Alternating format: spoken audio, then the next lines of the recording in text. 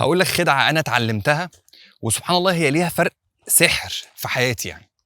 أي وقت أحس إن أنا خلاص الدنيا ضلِّمت، الدنيا مقفّلة، أنا مش عارف أعمل إيه، أروح فين، آجي منين، مش عارف أتصرّف، في 3 حاجات باعملهم الحمد لله دايمًا بيحلّوا المشكلة. الحاجة الأولى إن أنا باروح لربنا، أقول له: يا رب أنا الوضع 1، 2، 3، سواء إن أنا أصلّي، سواء إن أنا أكون مثلًا باتمشى في الشارع وأبقى بس باكلّم ربنا كده، يا رب الوضع 1، 2، 3 وأنت يا رب شايف اللي أنا فيه، فيا رب حلّها لي. الحاجة التانية باحب إن أنا أنزل أتمشى، لمّا بانزل أتمشى أوقات كتير جدًا الحاجة اللي قافلة دماغي دي بتتفتح، بييجي لي الفكرة كده وأنا باتمشى، وباتمشى من غير ما أمسك الموبايل من غير أي حاجة، زي ما أنتم شايفين أنا نازل باتمشى دلوقتي عادي جدًا. الحاجة التالتة وهي حاجة غريبة، بادخل أستحمى، مش عارف ليه أوقات كده وأنا تحت المَيّة كده تحت الدُش كده سبحان الله تقوم إيه محلولة، أبقى عايز أنُط من الدُش عشان أروح أعمل الحاجة اللي جات في دماغي.